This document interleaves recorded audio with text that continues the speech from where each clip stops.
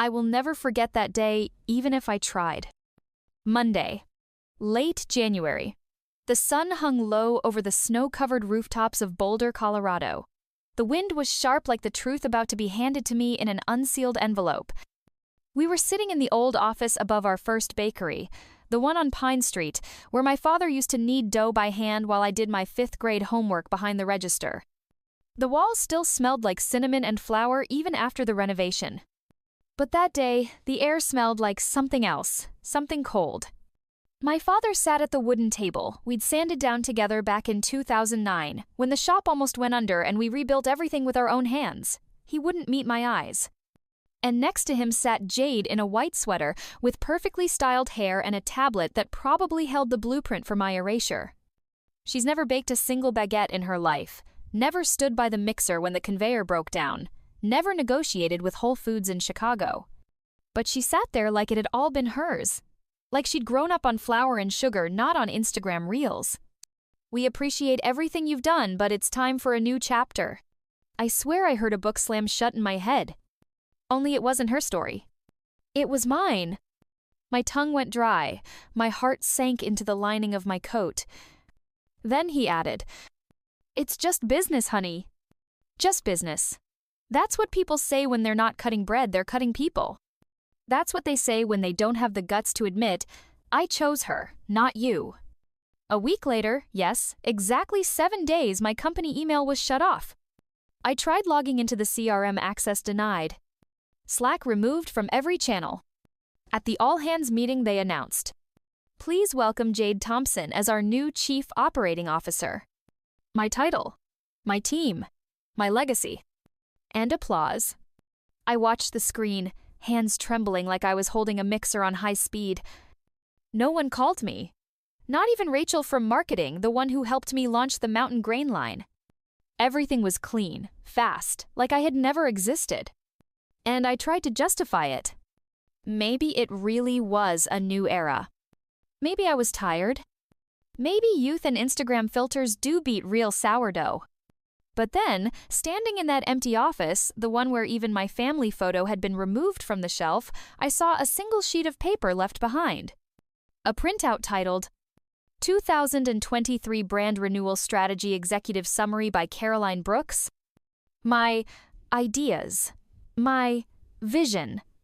And at the bottom, "Prepared for presentation by Jade Thompson." I sat back in the chair, the one with the worn upholstery and the coffee stain. And I thought, this isn't business. This is erasure. And if they think I'm just going to walk away, they've clearly forgotten what I'm made of. You know, sometimes I think if back in 2008 I had just taken that marketing agency job in Denver, the one offering $65, $0 a year and a subsidized gym membership, maybe things would be different today. But I didn't. I stayed. I stayed in our dusty, old, flower-scented family business.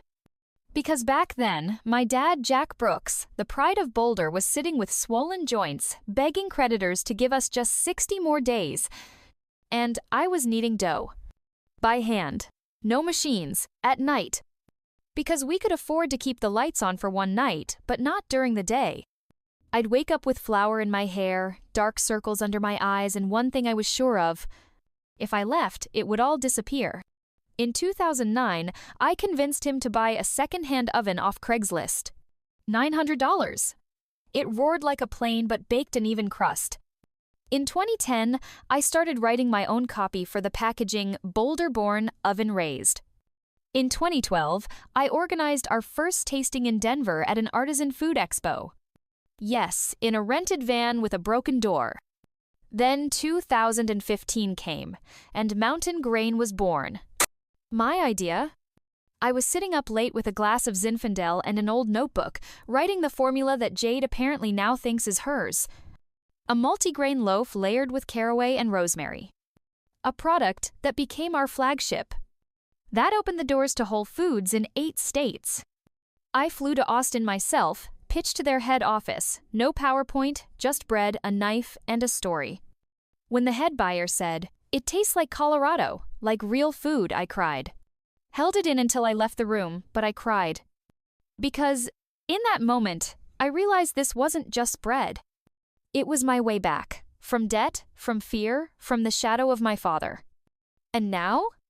Now I'm being told Mountain Grain will be rebranded to MG by Jade. That the visual identity needs to be more Gen Z friendly. That the marketing narrative should speak the language of sustainability and digital storytelling. They make presentations. With my quotes. My recipes. My story. But my name is gone. Even in the new brand brochure, the one they accidentally sent to my old email, I'm not mentioned anywhere. I'm the one who boiled agave syrup in a pot while my father passed a kidney stone. I'm the one who stood for 9 hours at craft fairs in Fort Collins. I'm the one who paid the team's wages from my own savings during the 2016 snowstorm. And now? Now they say, we're entering a new chapter. Sure you are.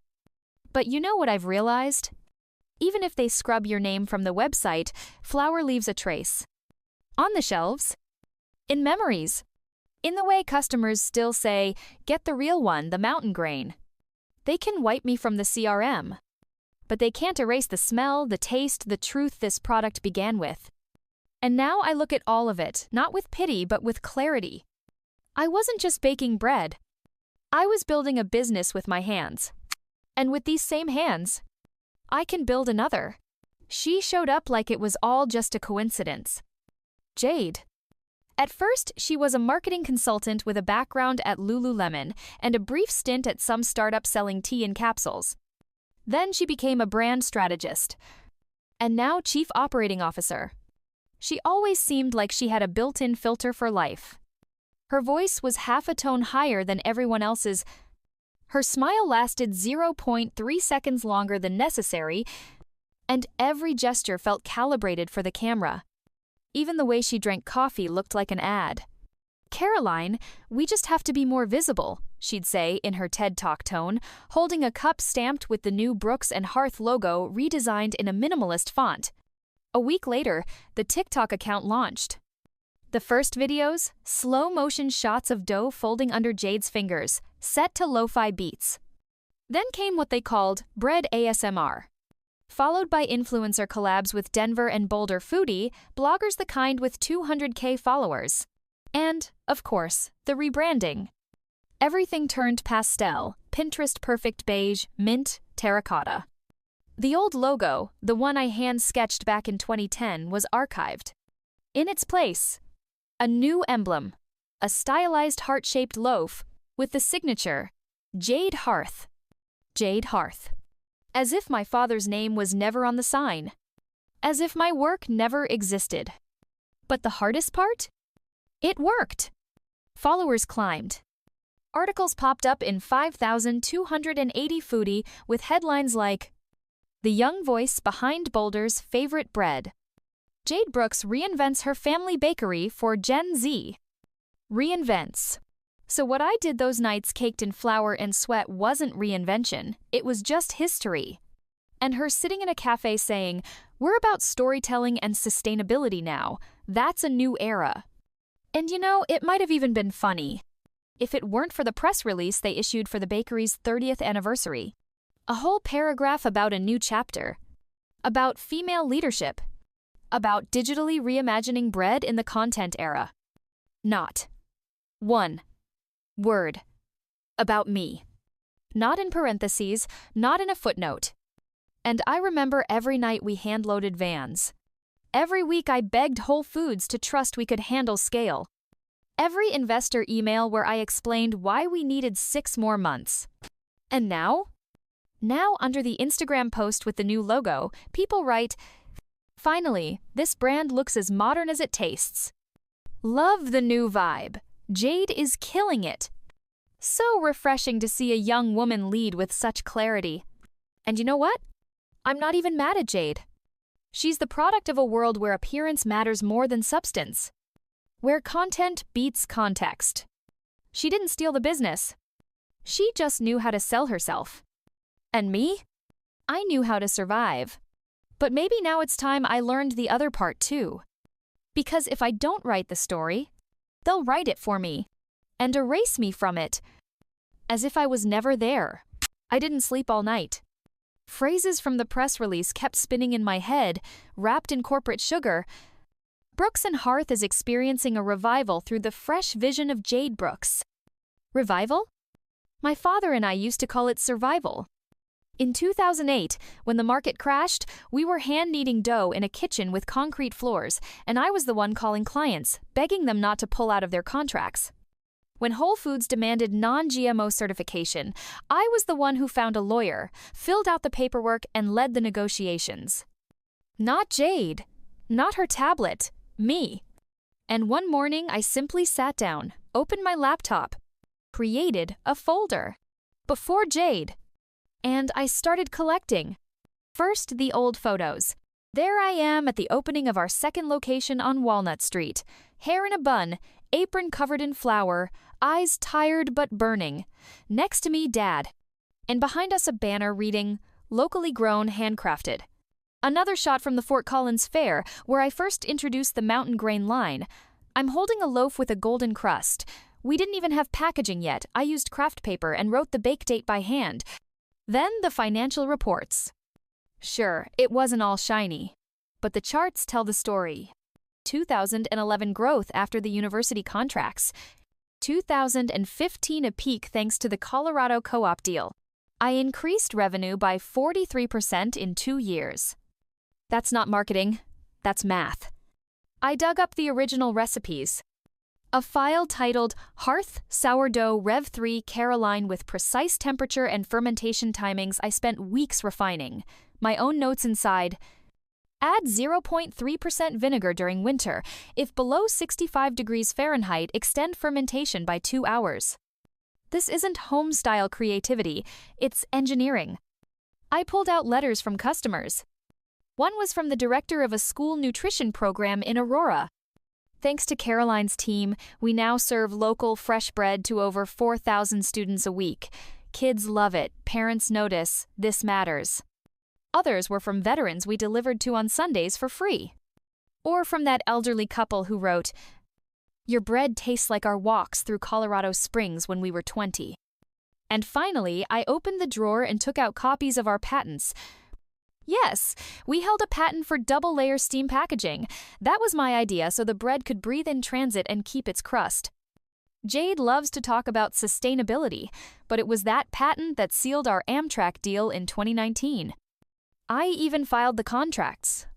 One of them with Boulder County Co-op negotiations I led for 3 months. When the lawyer asked for a returns clause, I rewrote the contract myself.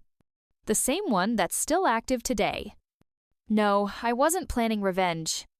I just realized that silence won't protect me anymore. If someone in this town decides that the story of Brooks and Hearth began with a TikTok, I'll be ready to show not just words, but evidence. This isn't about envy. It's about truth, about a contribution that can't be erased by a filter. About labor that existed before likes, before podcasts, before Helvetica on the packaging. The Before Jade folder isn't for war. It's for memory. And if it comes to it for the stage. The message came on a Saturday morning, just as I was carrying a box of old tax records out to the garage. On the screen, a name I hadn't seen in almost 3 years. Ellie Kramer, owner of Colorado Harvest Grains. We worked together back when I was launching Mountain Grain, when she still had a warehouse in Pueblo. Subject line, Old Times? I opened it. There was just one line. Is this still your baby? I stared at it, not understanding what was she talking about. Then I saw the attached screenshot, new packaging from Brooks and Hearth featuring the exact recipe I created back in 2012. Only now, in the corner, it read, "A new vision by Jade Brooks." 2 minutes later, a voice note came in. I sat down on the porch steps, opened my phone. Ellie's voice still rough, like someone who works with her hands. "Caroline, I swear I've been watching this circus and biting my tongue, but I just gotta say, if you ever decide to start something of your own, I'd back you in a heartbeat. Seriously. Your stuff had soul." I listened to it 3 times. At first, my chest tightened from pain. Then from something else. Energy. Like someone had flipped on a light inside me. For the first time in months, I didn't feel cast out. I felt like the owner of something real. And if Ellie remembered that I poured soul into my work, maybe others did too? I opened my laptop and went to GoDaddy. The name came instantly, breadback.com. Because this was a return. To bread. To self-authorship. To truth. $12.99. I clicked buy. The next day, I sat in my favorite cafe on Mapleton Avenue sketching a logo on a napkin. Not for investors. For me. It showed a round loaf with the words, "Back to real. Back to bread." I opened Canva and started drafting the website. Sections. Our story, where I'd tell the truth. Heritage grains, highlighting local suppliers. From hands to heart, about the people who bake, not just film reels. I had no investors. No office. Just a domain, and the Before Jade folder.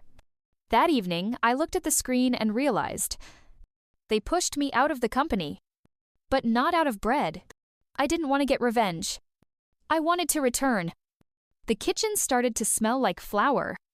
I pulled out a bowl, warm water, and the starter I'd kept alive in a jar since 2015. It all began with the bacteria that know how to survive. I made the first batch of dough. No agenda. No brand manager. No board approval. Just me. And bread. And an idea starting to rise, like yeast in the quiet. Just over 8 weeks had passed. My hands were dusted with flour again. The house smelled like cinnamon and toasted grain. On the kitchen counter, the first boxes with the new packaging. On them, the Breadback by Brooks logo and a line I typed around midnight, staring at the screen with a cup of tea in hand and a sharp, glowing ache in my chest. Not the new chapter, the real one. This wasn't some fresh start. It was a return to the truth. To a beginning someone tried to erase. I posted my first video on TikTok. No dancing. No polish. Just a tripod, flour on my hands, dough being kneaded. In the background, my voice, a little cracked but steady. This is how we started, in 2008, in a rented kitchen in Boulder. No ring lights, no marketing team, just bread and belief. I added the hashtag, #BeforeJade. That night, 43 views. By morning, 12,000. By evening, 118,000. The comments. Wait, you're the one who made mountain grain? Oh, I remember buying this from a farmer's market near Longmont. She's the real deal. Respect. A week later, I got my first interview request. A podcast called Women Who Built It. Then another. Honest Growth. Then a spot on the local NPR station in Denver. For the first time, I spoke out loud about how we launched our first bread during the recession, how we hand-wrapped loaves, how Whole Foods chose us not for the packaging but for the texture and the taste. I didn't name names. I didn't blame. I just told the truth. Plain. Warm. With a little crunch. The website started taking its first orders. Subject lines, "Finally found you again." One was from a woman in Bozeman, Montana. "I've been wondering why the bread tastes different. Now I know. Thank you for coming back." I sat on the porch reading that message, laughing through tears. They thought I'd disappeared. I was just baking. The local paper in Boulder ran a story. A tale of two bakers, how one woman took the brand and the other took the heart. There was no bitterness. But between the lines, everything was clear. I didn't fight. I didn't complain. I kneaded dough, launched the site, answered messages. And you know what's surprising? When you do something sincerely, from the gut, without PR directors or polished edits, people feel it. They know the difference between flour on a sleeve and Photoshop. They can taste the truth. I came back. Not with vengeance. With bread. And it smelled better than ever. I knew there'd be a response. Jade isn't the kind to stay silent, especially when the spotlight shifts away from her. 3 days after the Breadback launch, the official Brooks and Hearth Instagram posted a carefully curated image, their new office with white walls, succulents, and a stylized loaf on a sleek black board. The caption read, "We believe in evolution, not ego." We remain committed to innovation, inclusion, and integrity. Let's bake forward, not backward.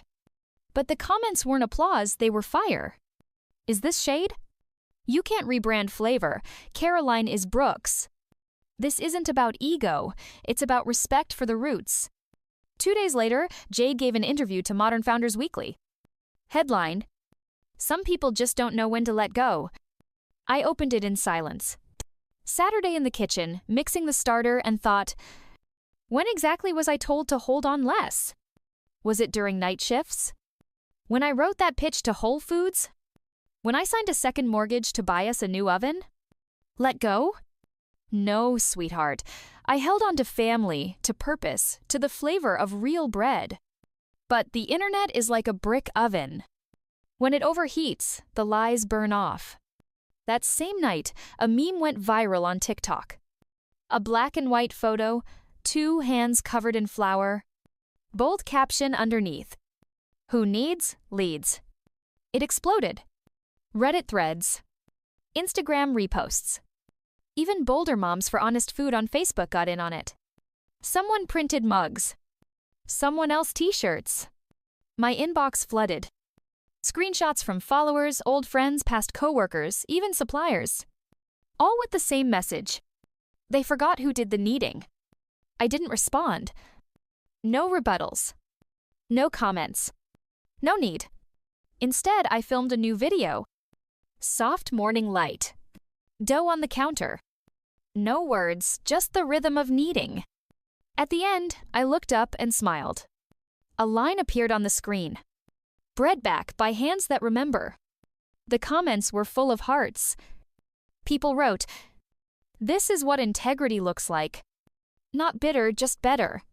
Baked truth." And I knew. This hit Jade.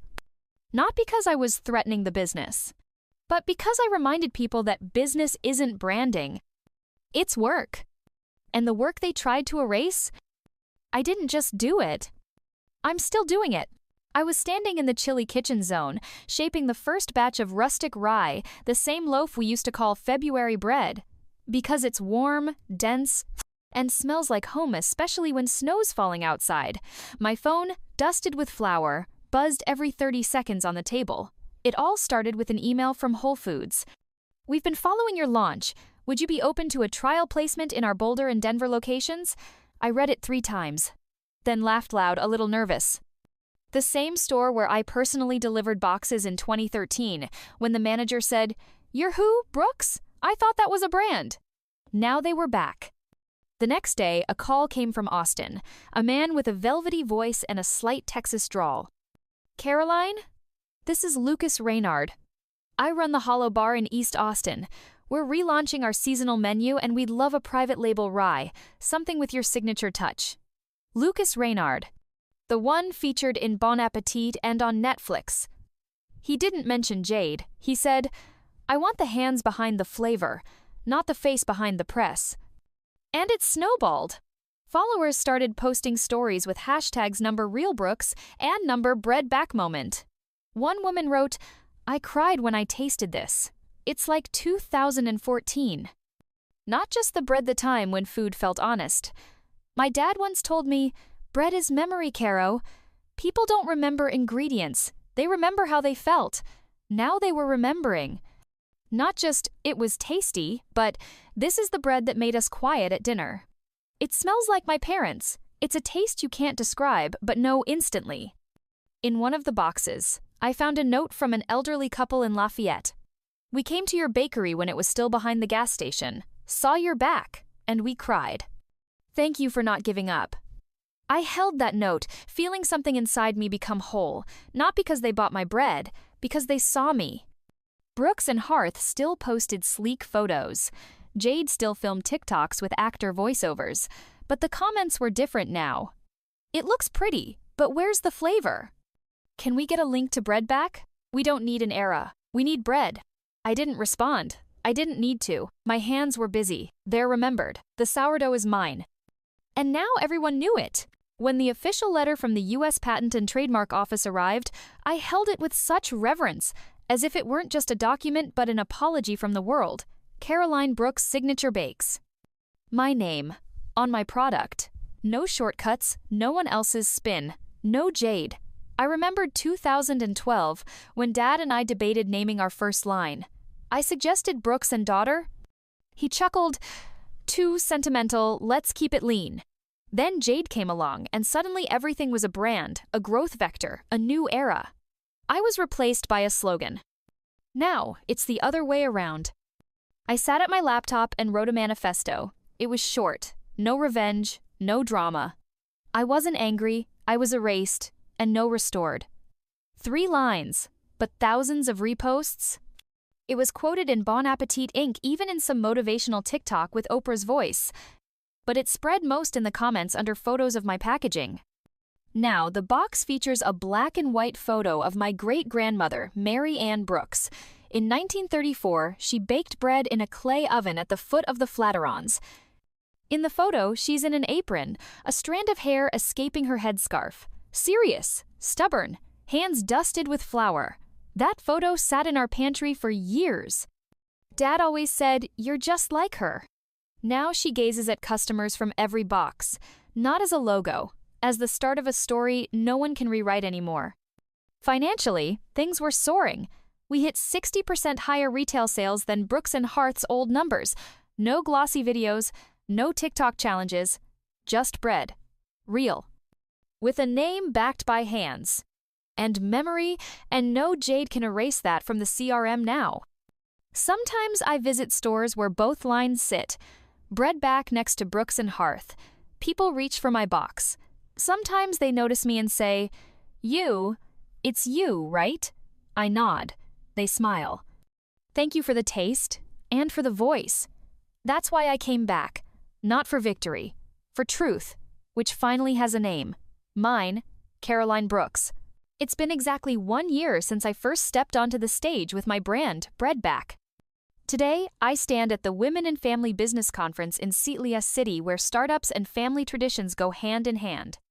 I look out at a room full of strong women who, like me, have walked through fire and water to defend their ideas and their right to be heard. Behind me, a large screen blazes with the words, "Legacy is not what you inherit, it's what you prove." I pause and say, Jade had the name, I had the soul. And you know what?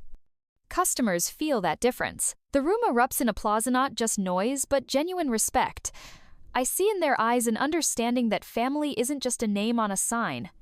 It's a living spirit, passed down through actions, passion, and sincerity. I remember that day in Boulder when my father told me, "It's just business, honey," but I realized business can be different. You can hide achievements behind loud words and pretty packaging. Or you can create real value that people trust. And today, I know for sure, family isn't about a last name, it's about what you prove every day. As I finish, the room rises a standing ovation. In the front row, my son, wearing a Team Breadback badge, looks at me with pride and a smile no brand or success could ever buy. In that moment, I know I'm back. Not just to be here. I'm back to stay. Thank you for listening to my story. And remember, your legacy isn't what you're given, it's what you create.